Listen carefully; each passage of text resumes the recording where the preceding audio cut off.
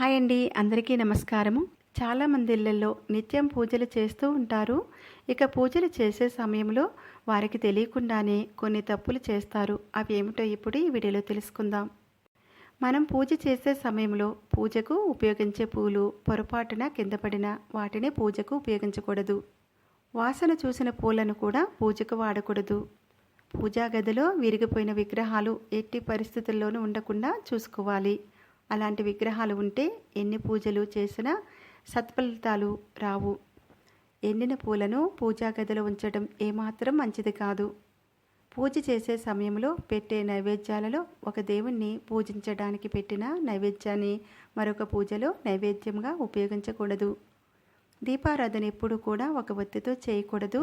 అది అశుభ సూచకం. భోజనం చేసిన తరువాత మనం పూజ చేయకూడదు. భోజనానికి ముందు మాత్రమే పూజ చేయాలి.